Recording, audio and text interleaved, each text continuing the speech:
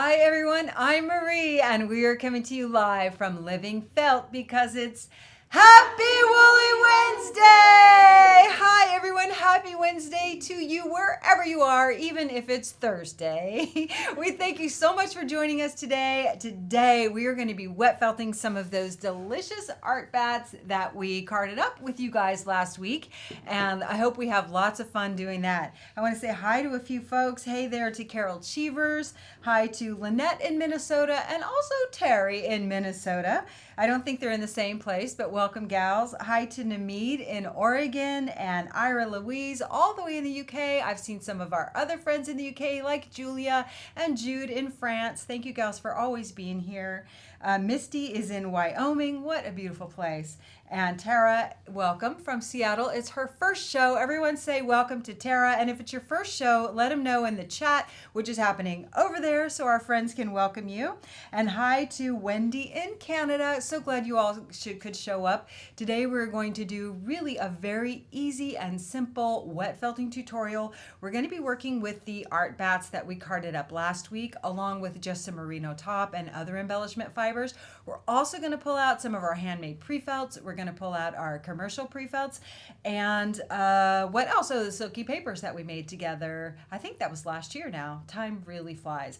We're going to bring all those in. We're going to make some new artful felt fabrics, kind of like we made last year. And hopefully it's a good toe in the water project for people who are just interested to learn how to wet felt and maybe even understand the difference between nano felt and wet felting. And that's what we're going to do today. And then next week, we're going to turn them into some really cool stuff. So thank you guys for being here. This is an interactive hour-ish. We might go a little over today, but I'll do my best to felt fast.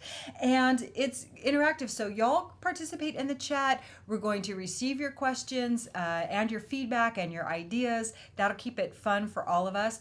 And if you're watching the replay, participate down below. Leave a comment, tell us your favorite takeaway, even ask your questions, because we have a chance to win prizes, 2 on every show for the people who participate in the live chat, and we do the drawing at the end of the show. And if you comment down below, you have a chance to win prizes like we're going to give away right now. So from last week, we want to say a big congratulations to Marilyn Giselle and Jennifer McMullen. We know you, girlfriend. So you guys get to choose a specialty designer pack of your choice. I think last week we showed Natural Wonder, Emerald Forest, and Blue Delight, but we have a ton for you to choose from. So after the show, go and check out the specialty designer packs and see which one you want. Now, who's going to be up first? Okay, so the fairies brought some fun things to share with you, and we have even more prizes to give away from a little contest we had last week. So thank you all so much for being here and making it really fun for us. The first up is the magical Fairy Anne. Yay! Hey y'all, thank you so much for spending this time with us. We've been looking forward to this all week. We're so glad that you're here. Today we're going to be working with some pre-felts, and we wanted to share with you some of our favorite pre-felts for wet felting. So we have 2 pre-felts are a great option for if you're wanting to build up some bulk. It's a really quick, easy way to just lay something out and build your design layer over top. We have 2 pre-felts that are excellent for wet felting. The first one, y'all know and love, this is the PFM pre-felt. It is a 100% merino, 19.5 micron pre-felt, so it's very fine. And then this guy, he's a little bit of a new addition to our family. He is the PFL pre-felt, light pre-felt. He is also 19.5 micron, 100% merino. The PFL really feels like a more hammered out version of the PFM. So they are very, very similar. The biggest difference between these two is the thickness and the dimensions. The PFL is going to be a little bit bigger. Just so you can see the dimensions. This is unfelted, so of course they're going to shrink. I don't know if you can see the thickness. Oh, here. Oh, right here. So this top one is the PFM, and then the PFL. So the PFL is a lot thinner, Here we go, that's the PFL, and here is the PFM.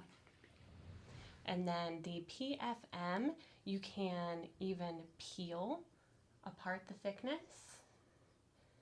The PFL, you can't. So those are the differences between the two pre-felts we recommend for wet felting. Today, since we're feeling blue, we wanted to share some of our favorite blues with you. These are all colors available in the PFM pre-felt. This is deep teal, royal blue, turquoise, and brilliant blue. Thank y'all so much. Next up is Fairy Holly. Woo! Hi everyone. So this is like my favorite tool ever, the ball brass. And yes, it is supposed to have that little bend in there so that when you're using it, makes it a little bit easier. But I wet felted and I tried using a sponge or my hands and all kinds of crazy stuff, but this was a game changer for me. And I really do enjoy wet felting, even though I don't actually finish a lot of projects, but I start them. But anyway, if you want to wet felt and you do not have a ball brass, you really need to grab one. It's super easy. Your bowl of warm soapy water with our olive oil soap, and you just get that water and soap in there and you can sprinkle it all over your wet felting project. So I'm serious, not lying to you. It's a good one. Now we have a Fairy Alyssa. Yay! Hello everybody, Fairy Alyssa here. We were inspired last week by the Woolly Wednesday, so we did an Instagram contest to have people like pick colors that they would want carded, and Sassy Wool is one of the winners, and these are the colors that she picked: hydrangea, daffodil, iris, chartreuse, and mulberry. So we went ahead and made some carded bats for her. This one has a darker background, and we added some little bling fibers and some neps in there. And the other one we have is a lighter one, again with the Angelina and the green neps. So these are your prizes, and awesome, congrats. Up next is Fairy Kayla. Sorry. Hey everybody, Fairy Kayla here. I'm kind of riding on Alyssa's coattails today, and I am showing off another awesome kind of inspired bat that Miss Cindy won on our Instagram contest here. These are, oh my gosh, they're beautiful. When Holly showed them to me, I was like, can I keep them instead? But yeah, her colors here were powder, coral, midnight, raspberry, sunshine, and mallard. Really deep, kind of pretty colors here. And I'll just unroll this one for you real quick. Look how pretty that is. So congrats, Cindy. And then I had a question for everybody before I get kicked off here. Why are oak trees so forgiving? Why are oak trees so forgiving? Because every spring they turn over a new leaf. All right, Marie, I'll turn it over to you. Thank you, Kayla. And I just see a big round of hearts for the fairies. You know, I get to spend a lot of time with you folks, but it's none of these shows and none of what we could do could happen without the fairies. They prepare so much just for the show, picking winners. So Holly carded up all those bats for the winners, and everything they do just helps make it so magical here. They pack your orders, they answer your emails, they answer the phone, and man, they keep the good vibes flowing all day long, all week long, all year long. We love the fairies. And thank you gals for being here too. Really appreciate you guys and gals. Today we are wet felting. This is going to be a super beginner friendly wet felting process. This is not the only way to wet felt. We have a whole slew of videos in our wet felting channel, but this is a really easy, simple method. Now we are working with the bats that we felted last week, and I'm going to show you some of the things that I felted here. So let's move over. I have in front of me some things that I wet felted from the bats that we made together. Let's look at them real quick. Let's see what I have. Okay, so I didn't actually use that one. Let's put them together. This guy, or versions of him, like this with a little extra stuff, made this. And this guy right here, I'll move him over, made this piece. And that's what we're going to make today, along with some other embellishments that I brought in. And this piece right here, this was like this is a portion, this is like the lavender fields one that we made together. And we'll work with that today. That was made from this bat. And I didn't really add much to it other than a little piece of silk ribbon. And then this part right here is just free form. This is just working with merino top, embellishment fibers, silks, and a few other additions. So what we're going to be doing today is I'm going to show you how to turn your art bats or even regular other fiber, merino tops and your embellishment fibers into wet felted fabric, and then we're going to turn those into something different next week. Now, we did a similar project last year where we made what we called the artful felt fabric, and then we cut it into little projects, magnets, pins, brooches, charms, things like that. And you'll find the artful felt fabric is in the description, along with a few other wet felting videos that we've shared in the description after the live chat is closed, after the live show. And then you can also find the mixed media gifts that how we treated the artful felt fabric. We're going to do something different with it this year, but the first thing we need to do is wet felt. And I also want to help just answer the difference between wet felting and nano felting. So I want to show you a few other pieces of felted items just before we get started, and I'll be really fast.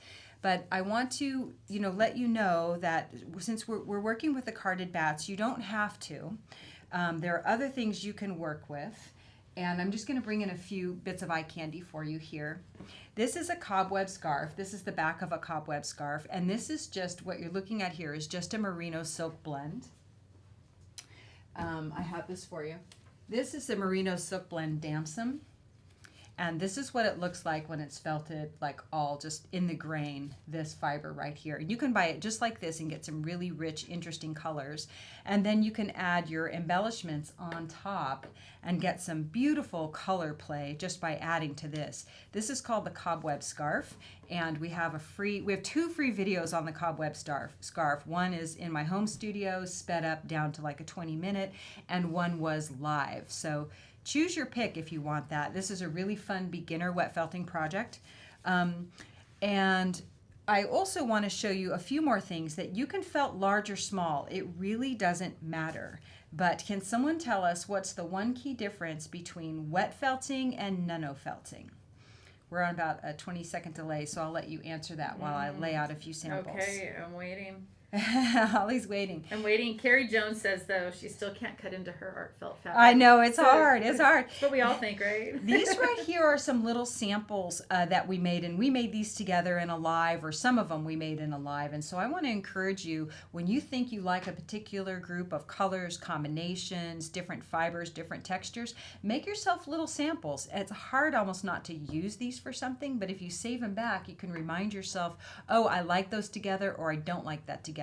Or that fabric really did nothing, or I like the contrast that it brought, So if you make yourself some little wet felt samples that can be very non-committal, tiny little things, then you can really save back some color and texture combinations for yourself. Now, all of these were felted onto our commercial pre-felt, which, as Anne mentioned, which is a great way to just give yourself a nice base layer for felting. So if you think the pre-felt or straight merino top as a base layer, and then your lovely little art bats become the design layer. So that's your toppings, if you will. It's like the frosting on the cake.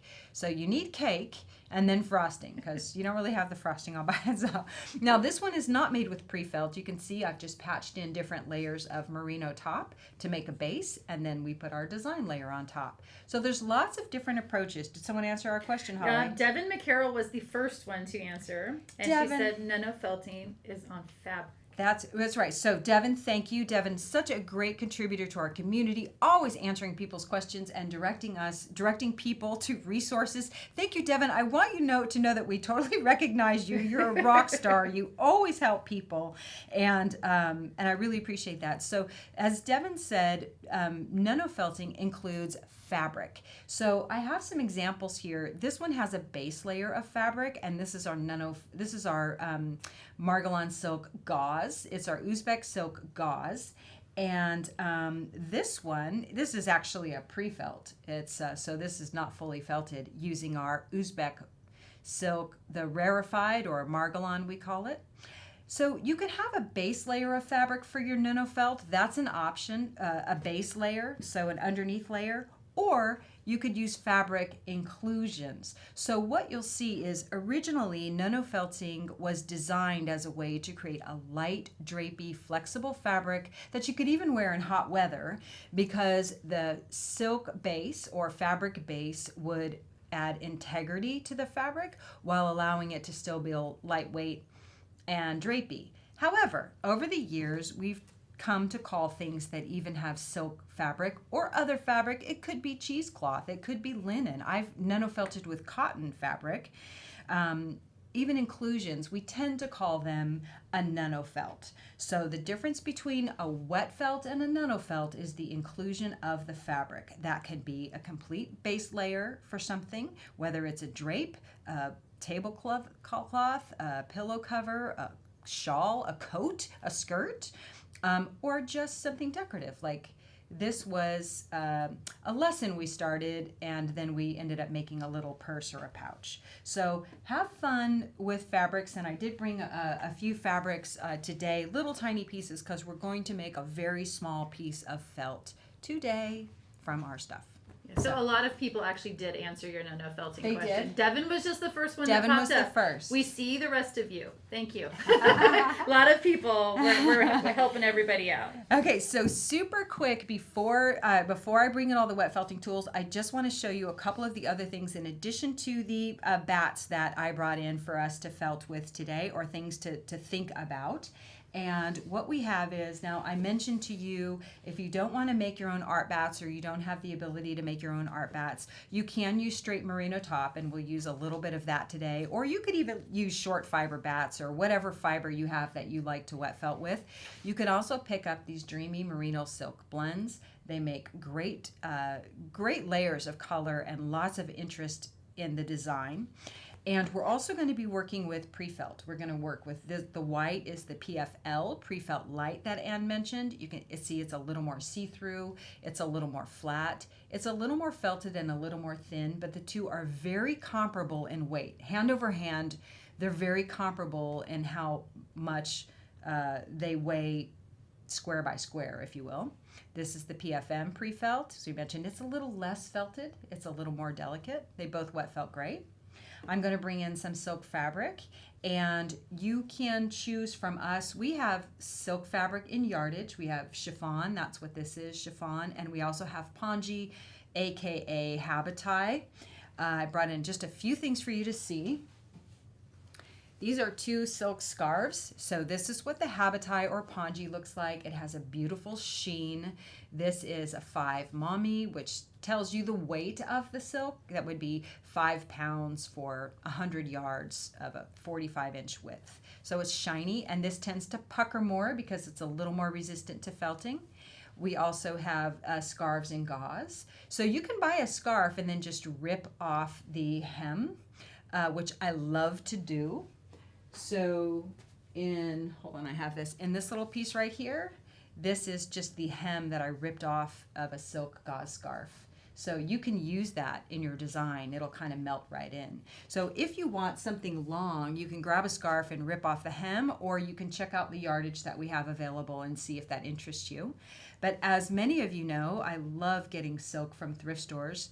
I've gotten, well, this wasn't, I bought this tunic new and I cut it up. This was a tunic from India. I've gotten a lot of mileage out of it. I'll use it today. This is a thrift store find. So just bring in 100% silks. That's your best bet.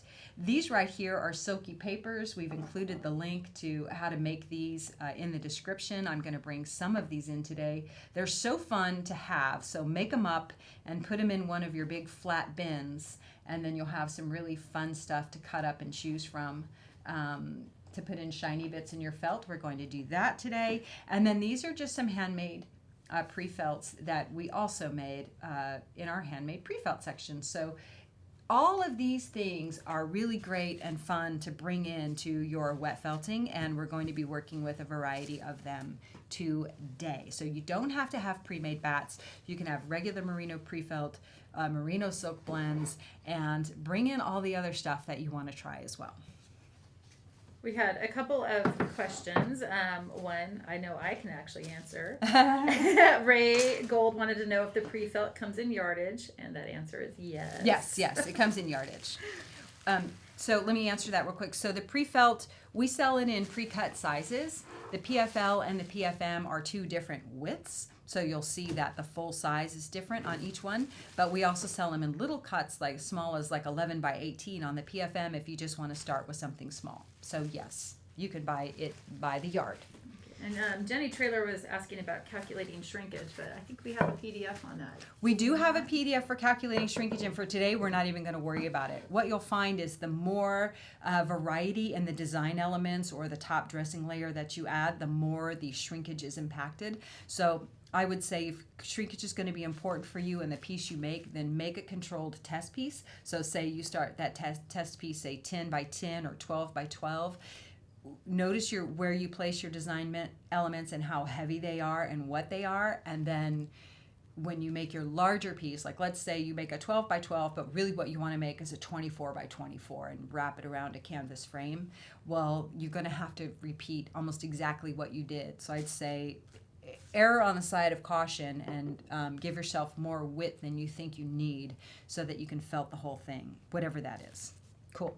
Okay, real quick on a wet felting setup, and we do have sort of a fundamentals in wet felting or beginner wet felting class that is free in addition to the other stuff that we have on our YouTube channel in our school, in our school, and we've linked to that in the description. So if this is your first blush with wet felting, we have a few different wet felting videos you can check out there. Let me show you my setup right here so we can jump into it.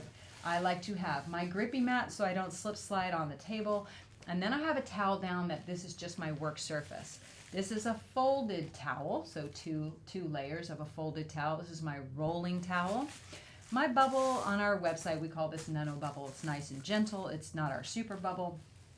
One layer of plastic, and my project is going to go right here. This is what I call my half table setup. And for those of you wanting to know how to store your supplies, I fold the plastics and the bubble and the mesh, and I store them in these little gallon Ziploc bags, and then I can just grab what I need, half table, whole table, whatever. Cool. We're going to start right here, and today I'm going to work with 3 different bases. I'm going to work with the PFM pre-felt. I am going to lay down a layer of silk gauze, and we're just going to overlap this a little bit, mosaic it. And this is the PFM pre-felt. This forms the base of what we're making today. If you don't have silk and you don't have pre-felt, you could just lay down a layer of merino top, but in this case, I would have you lay down at least 2 or 3 layers of thin layout merino top. Good? Yeah. Okay, so here we go. Now, why don't we start with this delicious thing right here? So this is a bat that we made together. Some parts of it are very thin, and some parts of it are like 2 layers of thickness. That's totally fine. And what I'm going to do is just stretch this across these 2 different types of pre-felt for you. And I'm going to tear off any excess. So let me scoot up so you can see what I'm doing here. I've got some stuff trailing off. I'm just going to take it off. Ooh, so Diane was asking how big the full table setup is. It's for, I have the same table in my studio, which is, the table is about 35 inches wide and can be as long as 81 inches long, but it's really more like I set it up more like a 30 by 72 for the full table setup. Okay, and we have another question about cleaning your nano bubble. Do you clean it? Do you? Let me show y'all the layout, and maybe we'll save those kinds of questions for a little bit later, because then we won't get started. We're going to be rolling here in a minute, and then we can gab on about some other stuff. But let's get our stuff laid out and wet, and then we can fill in with lots of questions. Okay, so I'm just laying out this bat just like we have it here, and I'm going to tear off these ends. And I will tell you that this Angelina is not going to. It's going to stick off the end and be rather straight where it is right here. Notice that I'm using this hand to hold pressure and this hand to tear so that we don't tear past where we want. This stuff is all going to stick up a bit. I'm going to put just some whisper thin layers on top of it to help track it down. And yes, all the fibers going in one direction, but underneath you have a little secure base layer, okay? And I'm going to just leave all that stuff just gorgeous as it is right on top. I wouldn't even mind a little more sheen, but let's get to that in a second.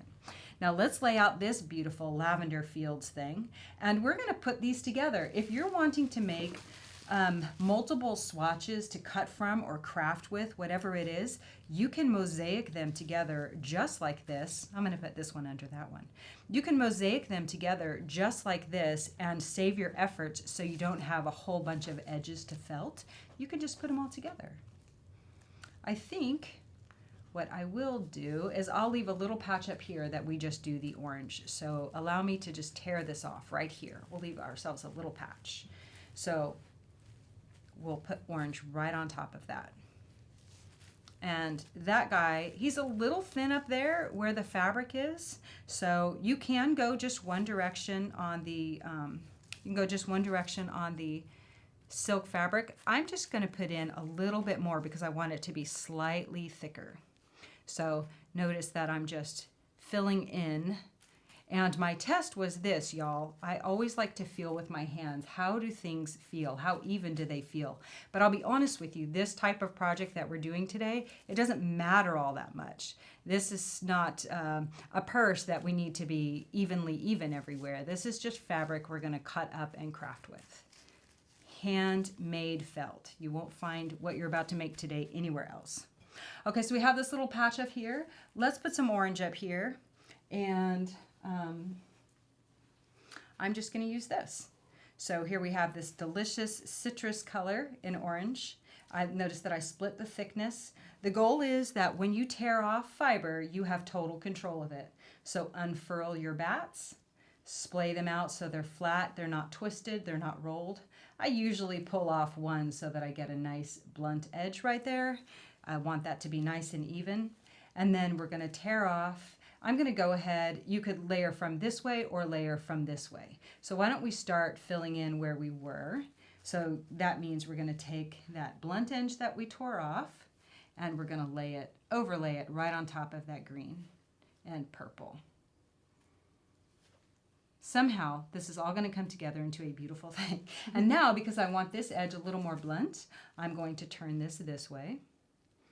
You can lay this out in one direction on top of the pre-felt. Again, this is just a design layer. You can felt the pre-felt just by itself and then needle felt on top of it. As the more you felt it, depending on what you want to do with it, but that can build up a nice little base. So I saw somebody ask, about, Holly, there was a question about the pre-felt adding thickness or something like that. What was that question? One was about shrinkage for the two different kinds of pre-felt, and I have tested them. I'm sorry. Yeah, I have tested the shrinkage for the two different types of pre-felts, and I'm going to say that I shrunk them all by themselves, and I shrunk them with other things, and I'm going to say do your own tests. I think that's honestly the best answer, is to do your own test with what you're using them for, because you're going to put different stuff on top of them. Look at this. I like this just like that. I love it it so much. Okay, look, this is really fun and interesting all by itself, but let's bring in a few design elements. And what I have here is a little dish of stuff. This is viscose, lovely sheen, lovely. This is tussa silk, not quite as shiny, but obviously beautiful. A little yellow lock. I have some sari silk waste. I have some neps. I have some silk fabric. So this is the same silk we put on the bottom. And this is just a little cut of that mesh. That's going to be an interesting thing to put right there and just sort of swallow up that transition. And I'll show you what I do with that. This is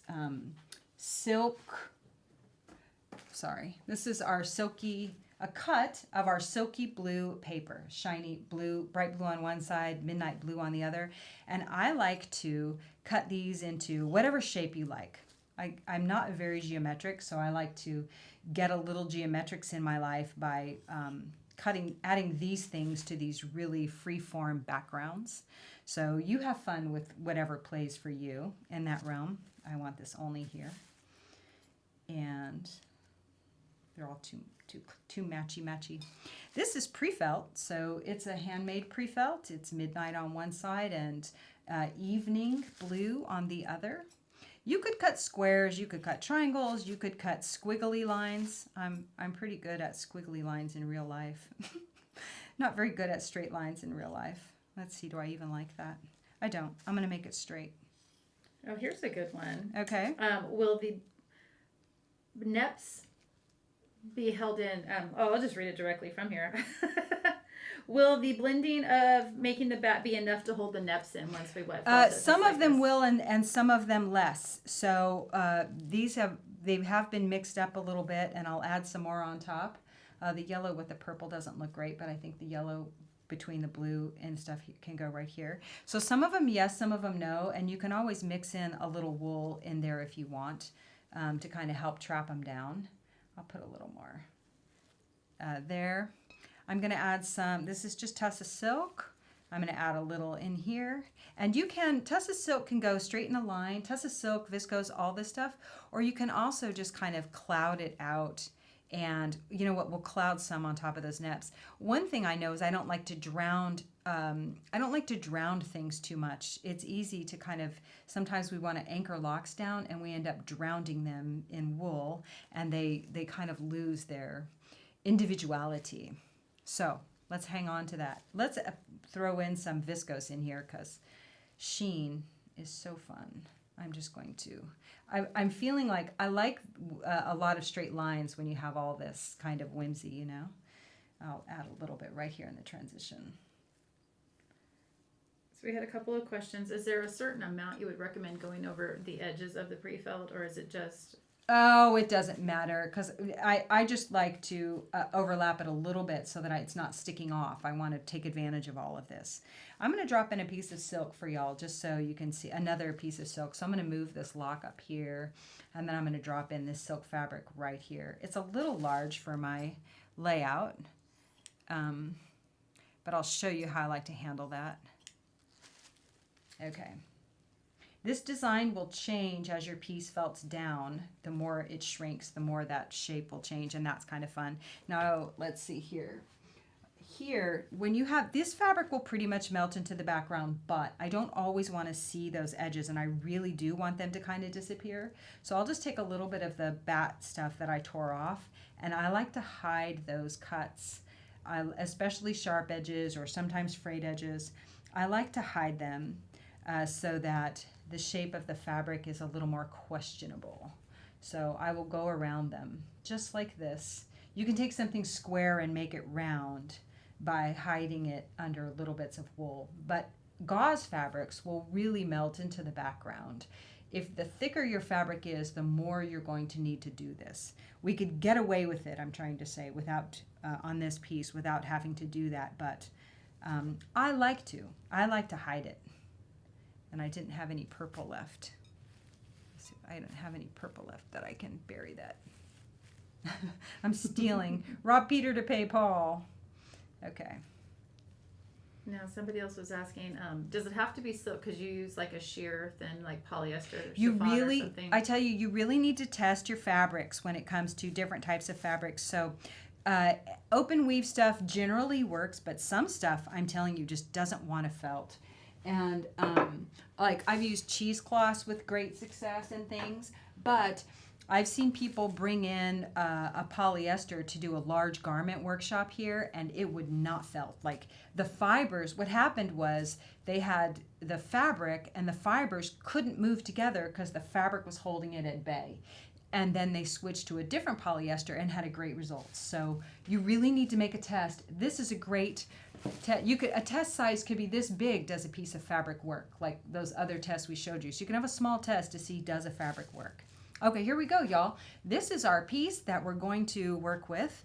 And so now it's time to wet out and begin felting. So when we are wet felting, we have the layout stage, and we have the wetting stage. I like to wet through a piece of mesh because as I wet, let me see if I can, as I wet, I add my soap. So I have a bucket of water here that's just regular room temperature water. Generally what I do is I always start the water hot so that my soap soaks up the water a little bit.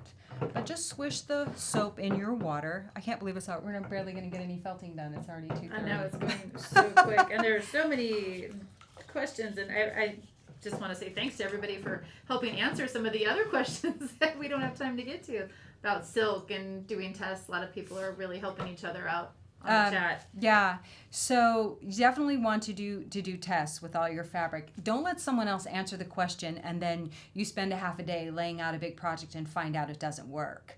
Everything is going to be different. So if you don't have real silk, then you have to make a test. Okay, this is how I like to wet out. We want to wet out the entire project all the way through. You can use a ball broth to get the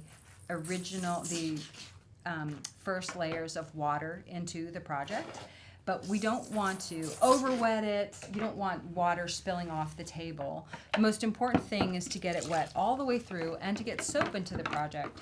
The soap is going to help hold all the fibers together, and it's going to help hold the water in, okay? So I like to use a sponge to begin wetting and pressing at the same time. Many of you have seen me do this 100 times already. This is a thin project. It's not a great big thick thing like a cat cave, so it wets out more quickly and you can get to the edges more quickly. But the reason I like the mesh is because you want to use your hands and make sure that something is wet all the way through. And you can tell by how when you press on it what happens. You know, where does the water move? Like if you were seeing very up close, you might be able to see the water kind of puddles around my finger and then it dissipates. Well, over here there's not much water happening and not much soap either. So soap your hands, soap your sponge, wet your sponge, and soap it and just press. Everything should be wet. Some people, you will see that they wet and then they put on a second piece of plastic and smear. I don't like to smear because I feel like you're pushing fibers. I want you to learn to feel if a project is sufficiently wet with your fingers. And do you have to use olive oil soap? It's a great question. You see a lot of people use it for a reason. And it is the high vegetable content that, one, it's low sudsing, two, it provides a very slick surface, and three, it kind of holds up to the felting. So it also helps change the pH soap in general. So choose a hard milled soap that will really last, because I have felted with like a goat's milk soap or handmade other handmade soap, like especially on a big project, and just eaten through an entire bar of like $6 soap. So like a handmade soap. So a hard milled vegetable based soap will really be your friend. Okay, the first step for me is always creating a bit of a skin after we wet out. So we wet out, and then the next thing is felting requires agitation. So for me, the agitation begins with creating like what I call a surface skin. So we're gently massaging the surface of the piece and coaxing the fibers together. I am barely rubbing on this. The fibers are not shifting under my touch, and they're not coming up through the mesh. You might hear some people say, well, they don't like to work with the mesh because it's a little too aggressive, but it's this that's too aggressive. The mesh is doing nothing but laying there. So learn to have a light touch. And this is just such a great way to begin to massage your fabric together. And I like to go over the whole thing, usually circles in each direction and then little backsy-forcy and a little upsy-downsy. But mostly we're going to do rolling. And all we're doing is getting those initial surface layers to stick together. Now, depending on what you put under here, some of them might want to stick a little more to the mesh. And I encourage you to peel back your mesh. Use your hand to hold anything down that might be sticking, even at this little bit of an early stage, and just remove it. And then if you want, you can put the mesh back and do a little more rubbing. But we are mostly going to roll, and I'm gonna let all of these edges play out and just be organic. Like, why not? Let them all be, oh, I've already I snagged onto something under there. There we go. Just let all of these edges be organic. So in that spirit, we take our plastic and put it down here. We want to wet our plastic so that we can glide across it. So a little soap and water on top. Get all the air bubbles out. And now, some people have concerns about hand strength and rolling. This is a great tool, the Palm Washboard by Heartfelt Silks. It's like, it reminds me of those air hockey puck thing, the air hockey that we used to play with. If you use this, especially here in the first stages, I want to encourage you, use no pressure. Use no pressure at all. Like, in fact, I'm kind of holding it up off the project so that it glides lightly. Think of using it in place of your hand. And that means everything that you do here, you want to do evenly and make sure you're going across the entire project. You don't have to use this, and you don't have to roll, honestly. Rolling and rubbing produce different results, but do what works for you and try both. I like a little of each. So I like working with the Palm Washboard, and I like rolling also. I really like feeling like I'm coaxing all those fibers together. So some people use the Palm Washboard as a partial tool like me, and some people use it in place of rolling or to minimize rolling. Well, you just answered one of the questions, which was, can you felt a piece without rolling? I have felted really large wall hangings without rolling at all. And it does require, I mean, thick, like it started very, very thick. It requires a lot of effort because you're doing a lot of compressing of the fibers together. So yes, you can, and it's going to require a lot of this, a lot of rubbing to get it going. And you might use something beyond it, you know, straight plastic on top. You might use a mesh on top. But anyway, here we go. The first rolling tool I like to use is a pool noodle. I keep one, like I cut my pool noodles uneven, so this one is actually rather long. I have one that's longer and one that's a little bit shorter in my studio. We're rolling up the plastic and the bubble all the way, and then we're going to roll it in this rolling towel, just like this. I'll show you how I rock and roll. Many of you already know how to do this, or how I do it anyway. When it's a small project like this, we're just going to count, and we're going to roll 100 times in each direction. So here we go. We're going to go 5, 10, 15, 20, 25. And then I give it a quarter turn on its axis, so a different part of it is laying down, and then another 25. Yeah, there's a lot of love for the Palm Washboard. Everybody says they need one if they don't already have one. So each 25, I give it a quarter turn, and you'll notice that I move my hands from the center to out. And then just kind of, I go after 10, I go back to the center and back out. And usually 1, 2, 3, 4, 5. And so this is already, that was already 75. I do these little short rock and rolls, and I'm going to need to roll here and hustle to see if we can at least get to the pre-felt stage by 3 o'clock. So I'm going to keep rolling and try to count and answer questions. Okay. What we're going to do, I'll show you, is we're going to turn this each time we roll.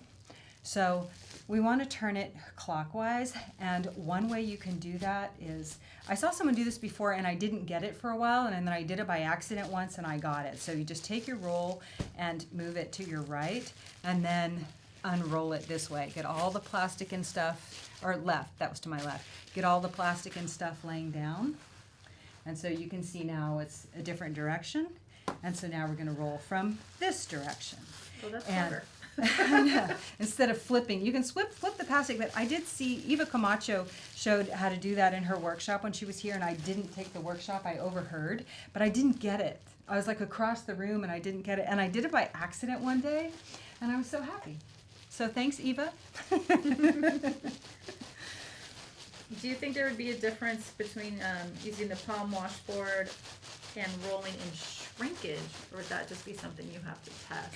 I think you have to test because I've used I've made like thick wall hangings where I didn't want to do any rolling because it was so thick. I didn't want it to buckle as I was rolling. It was really thick, and I really found that doing that compression really helped. But I tell you that when I first learned to do compression, so rubbing only and no rolling, was in a class with Carolina. Carolina, I always mispronounce her last name. I love her work.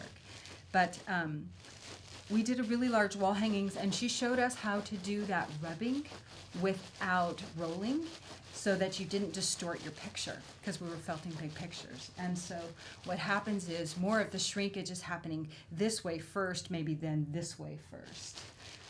Really interesting. Cindy, who just, I saw her share a comment, she says she wasn't sure about wet felting when she first started watching the tutorials, but now she loves it, and she loves the palm washboard, especially since watching Laura's tutorial on feltingtutorials.com. Yeah, some people just love, working with the palm washboard or different tools, and I really do like the palm washboard. Okay, so again, now the reason we're turning, so I'm moving it to the left, and then we're going to unfurl it.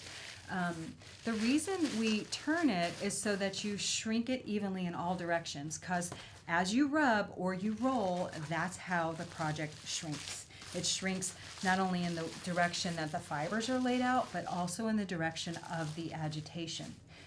Now, not to jump too far ahead, but that's why sometimes you hear me say, don't throw things if you're really, don't throw and wad things if you're really trying to control that shrinkage. Some things you only want to rub or roll. And if you don't roll from even directions, then you're going to see a difference in the way something shrinks. And if you don't control the number of layers, like if you're doing a landscape, we did a tutorial on that once where we showed, what could happen if you don't control the direction of the rolling. Your landscape gets squishy, or it gets, narrow this way. So you do want to turn it and agitate from all directions, all edges. Carol had a good tip. I'm pressing, by the way. Yeah. She said she puts a little piece of tape on one of the corners of her bubble wrap, so she knows she's Oh, that's good. gone all the way around. That's really good. I used to put like a dot, and I do this like I think on the vessel video or something. I'd put a dot so you knew where you were. But that's a good idea to put a piece of tape. That's cool. If I could remember where the tape was last. I'd probably roll mine right up. Okay, again. So now this should have us back to almost where we were. No? Almost. Okay, so this is the last side. I felt like we had already done. Felt like we'd already done 4 sides. So now we're on the 4th side on the top. And you're going to want to do this top and bottom. Okay, what other questions do we have? Do you have a preference for rolling versus palm washboard? I'm a roller. I just am. Like, I'm not really a machine felter. I like my hands in the wool. I like my hands in the soap. I like feeling what's going on. I like seeing all of the progress. The palm washboard, I like to use it in the beginning, just like I only use a pool noodle in the beginning, and then I switch to a wooden dowel usually. So for me, it's just a stage in the process as opposed to being 100%. Nothing is 100% except for my hands. My hands are 100% always in the mix. So for me, I do like the palm washboard. I have 2 at home. You can do 2 at a time if you get going. I do. And I like it for different things. Yeah. Mm-hmm. So, and then one of the other questions that was about shrinkage was if you put the fibers on a diagonal, does that Yes, it impacts. So there's many different ways to lay out. So here we go. Here's the fourth one. There's many different ways to lay out today. And let's look at this real quick. I'll just let you all see it, little top down. So today we've laid down bats underneath and fabric underneath. Bats meaning the pre-felt fabric. It's not quite fabric yet, but we've only laid our fibers out in one direction. And so yes, you can lay fibers out this way. You can lay fibers out crossways, which is pretty normal, and we teach that. There are chevron layouts. You can lay out fibers in a circle for different things like stretch or ease in the breast of a dress or something. If you're particularly busty, you can lay out fibers in a circle with a base layer. So there's definitely different ways to lay out fiber, but you can also lay just in one direction. We're gonna flip this bad boy over right now and flip from the back, and oh look, you can see our little wonderful world under here where everything comes together. And that's a fun thing to play with too, is the overlaps of fabrics and base layers. I'm gonna just keep rolling, so at least let's get through the basic wet felting, initial felting of this piece. So I know And we've press down. kind of covered this a little bit, but I just thought I'd ask again because it seems to be popular. Cotton, do you think you could felt with cotton? I have felted with cotton. And I've received gifts of things felted with cotton. So I will say the weave is going to be different. So if you try and felt with quilter's cotton, you may as well throw in the towel. Quilter's cotton, I've even used, like one time I tried to felt it into a piece and I punched holes in it to see if I could get the area where I punched holes to interlap, Yeah, no, it was pretty bust, but I still have that piece somewhere. But I've also felted with a more open weave cotton and received gifts that are like a shawl felted on a more open weave cotton. And yes, you can. So test that cotton, but it really needs to be an open weave fabric. Think about that. It needs to be more of an open weave fabric. You should be able to blow through it and feel your breath on the other side. And if you're just not sure and you want to give it a go, little squares. Sometimes you'll test a piece of fabric and the question isn't whether it will felt, but do you like the effect of it felted into the background of what you're doing? Do you like those colors together? So there's lots of reasons to make a little test. Sometimes I've felted in like a piece of fabric from a very cheap scarf from the grocery store. I mean cheap, like a $7 scarf. And just not thought it was interesting. It's in there and it provides some pattern, but it's not really interesting. So let that be your pursuit. Do you want it in there? Not just does it work, but do you like it? Lots of reasons to make a test. I need a drink. That's a lot. It's like exercise. Thank y'all for felting with me today. Of course, we're going to show the finished fabric that we make, and I'll see how fast I can muscle out additional rolls after we get through this. What do you got, Holly? Yeah, so if you, Eva is asking, if you have like bad arms and you take a break in the rolling, can you continue back where you started? Yes, very big question that we always get. Yes, yes, yes. So can you leave a project? Yes, you can leave a project for a day or a couple of days. It really depends on the state it's in. It's one of the reasons why I encourage some method of counting or knowing where you were. Because you might be baking cookies at the same time, or Amazon comes and you just got to dig it open. So yes, you can leave a project. You don't want it to mold or mildew, and in some cases you maybe not want it to dry out, so if things shift. So what you can do is you can pack up the wet in your plastic and leave it in the plastic. So yes, you can come back to a project later. You can. That is good. So there's still quite a few people asking about different like kind of basic wet felting, but we have a nice playlist. What's an example of a question? Really just about getting started. I mean, really from the beginning.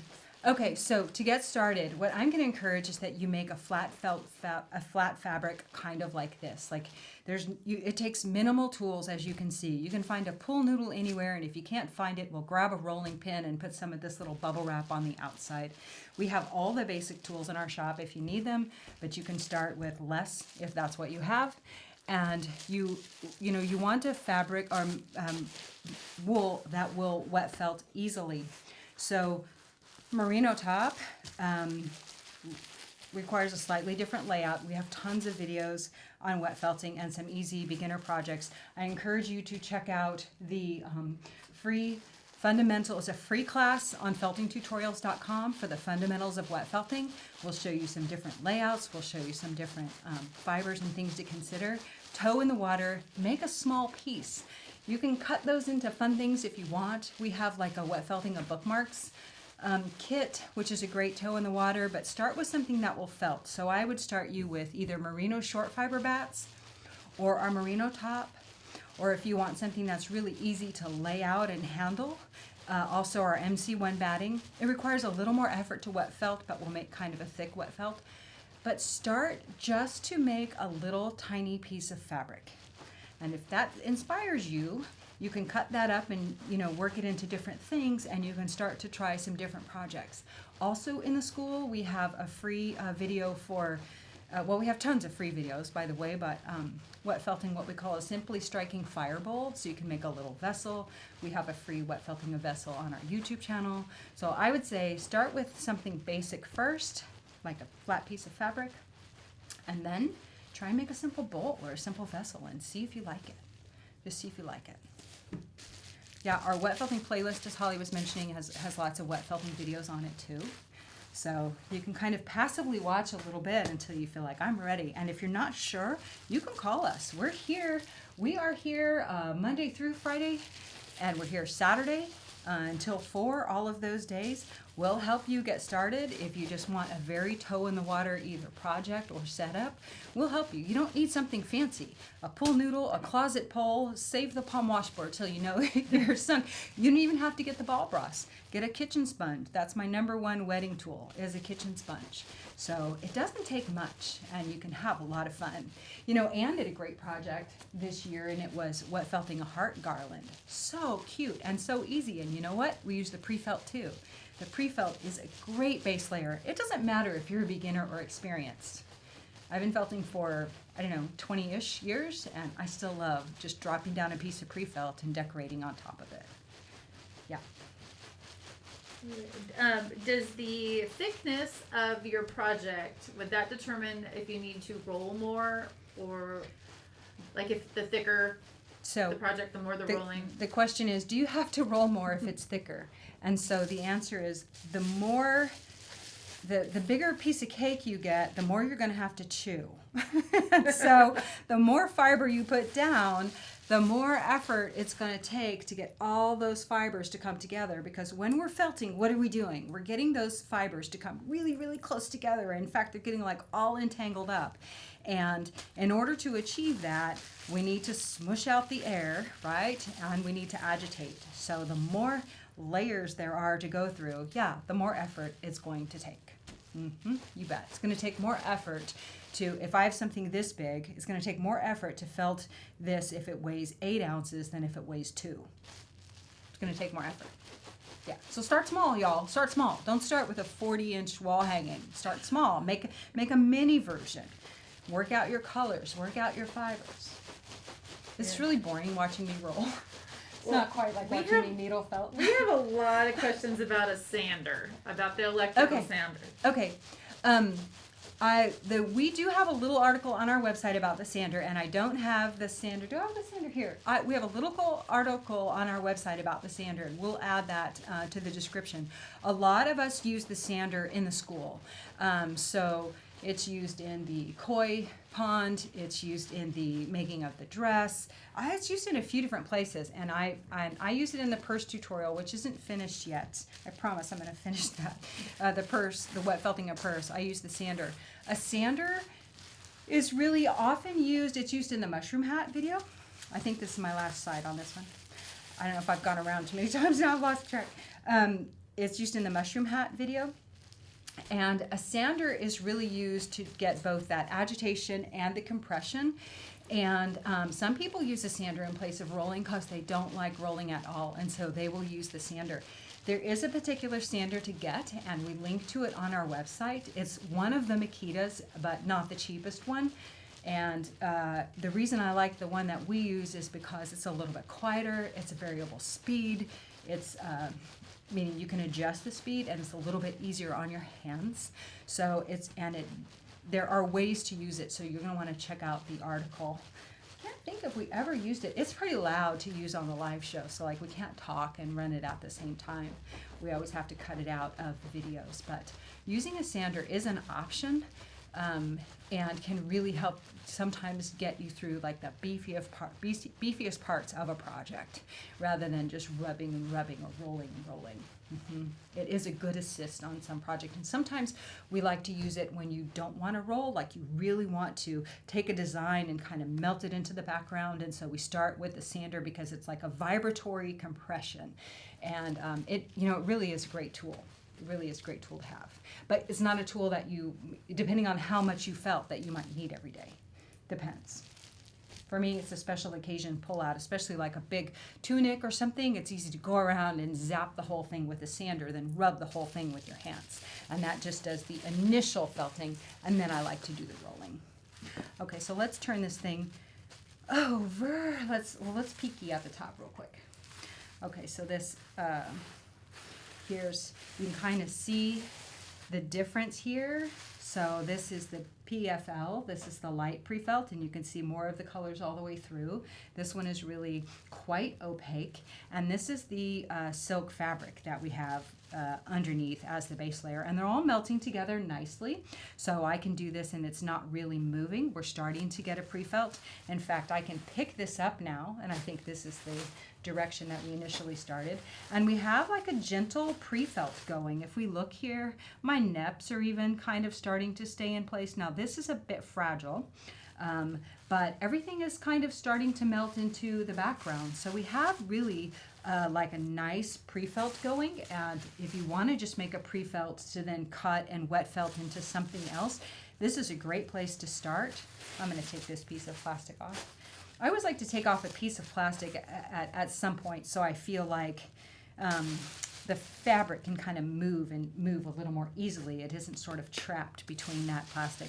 But the bubble wrap will allow it to move a little bit, and a piece on top will just keep my wooden dowel from pressing into it. It's 3 o'clock. We're already over, so it's already going to be the time. And let me just tell you what I'm going to do now. I'm going to take this home and finish it, and I'm going to keep rolling, and you can roll it in your towel if you need to, but if you have enough room here on your bubble wrap, you don't have to. I'm going to keep rolling, but I'm going to press just like this and move my hands out, doing my 25 times and my 100s on both sides. Keep wet felting, turn your piece, felt it 100 times on both sides. You want to be able to have a finished fabric. And if you go another 100 times on this, just your wood dowel, and after I take it off the wood dowel, then I'm going to show you what I do. It's still a little fragile, but I'm going to show you what I do. I don't like to do it too early because it is a little bit fragile and the surface layers will get roughed up. But what we do is once I do the wooden dowel 400 times, then I'm going to felt it just like this. And you could do this now, but you have to be gentle. Roll it just like this. I wish I could stay and finish the whole thing. But you're going to roll it just like this and do your 25 times and turn it and roll it from this side 25 times and do the back, 100 times, but do your 25 times, your quarter turns. But notice that I'm not really putting any pressure. I'm just rolling, rocking and rolling, rocking and rolling. And I promise that if you have started with a pre-felt, you've done 100 rolls from all 4 edges with your pull noodle, both sides. 100 rolls from all 4 edges with your dowel, both sides. And then by the time you're hand rolling here, you're just going to be in the final fulling stages. So to wet felt, we lay out, we wet out, we mat it down, and we get as much air out and water and soap in, and then we agitate. These are the steps that I'm suggesting you use for agitate. And then if you check out the free wet felting class, you can look more at the fulling. So again, the felting class on I didn't mean to pitch this so much, but it's free, so you can sign up in the school on feltingtutorials.com. Look at the fulling stages, and you're going to end up with a great piece of fabric on the end. I want to tell you just quickly about the characteristics of the fabric that you're going for. Notice all of these fabrics. Now they're not pressed and ironed. We can do that together next week when we turn these into, some of these into something else. But when it's all done, you can steam press it. Just notice that this is a complete fabric. This fabric has integrity. It doesn't really have stretch. It doesn't get roughed up as I handle it. It's not loose and lofty. You can't pick fibers off. It is felted down. It's completely felted down. Now, expect the Angelina to be kind of hairy and sticking off because it doesn't technically felt. But notice the integrity of this fabric. It's fabric, and we can cut it. In fact, I'm going to do that for you. We can cut it, and it's not going to fall apart on us. And this is what you want. You want to create a fabric that you can cut, and it's still going to stay together. That is our goal.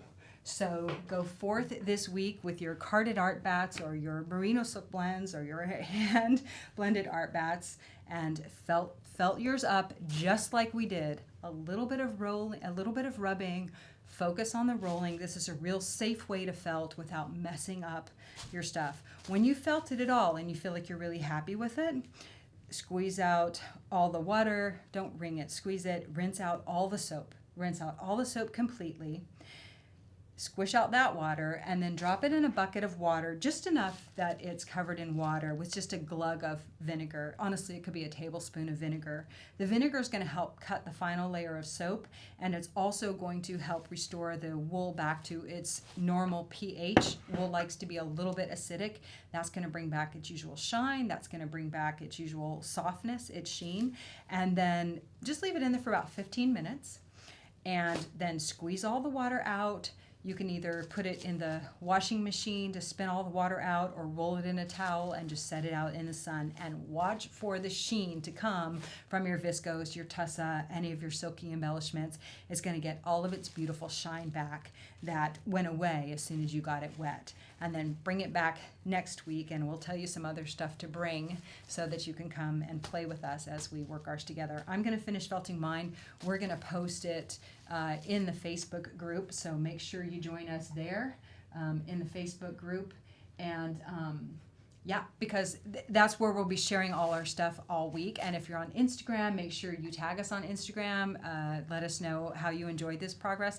And also let us know down below either questions we didn't answer or your favorite takeaways. We promise we'll do our best to get to them or address them on the next show so that we get your questions answered. And I can't wait to see what you make. How about you, Holly? Yeah, I'm excited. There's a lot of people, too, that are saying that they're just ready to try wet felting now. Yeah. They were a little intimidated, and I think it was Crystal Hutz, and she said, I was intimidated, but you just got to do it. Yeah, you just got to do it. I paraphrased. Yeah. So just to show you, like, this is just one fun little project that we made. I think I'm up here now. That we made last year. I'll show you over here.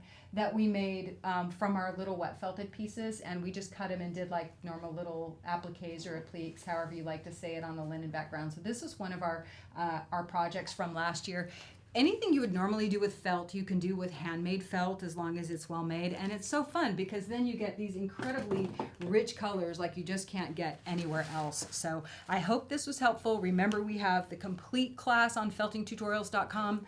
Right there, you can watch, it's not making this particular fabric, but it's all the stages of wet felting. Come on in, Holly. Okay. And we're just going to give away some prizes right now, y'all. Thanks for hanging out with us, being patient. I'm the slow felter. We have this cute little bookmark kit. It's about 1.5 ounces of our short fiber bats and a little bag of bling.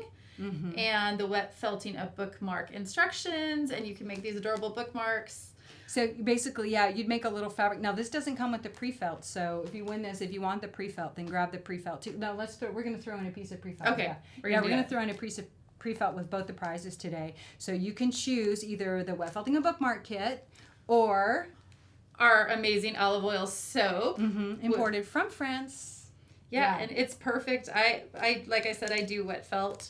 Like I said, don't finish a lot, but I do practice a lot. I love my soap. Okay, so we're going to draw some names. Thank you, everyone, for participating today. And thank you, Holly, for fielding us questions. You go first. Oh, me first. Yeah. She's been feverishly writing down names over there. Janine Hausch, Hausch. and Where am I going? Joy, we're up Right, here. there, right, up Okay. there. Joy Carter. Congratulations, gals, and thank you everybody so much for hanging out with us today. I'm going to go home and finish my wet felt. I can't wait to see yours, and we'll see you back here next week as we turn these beautiful fabrics into something super duper fun, I promise. Yeah? Take good care of yourselves this week, guys. You really deserve it. Thank you. Bye.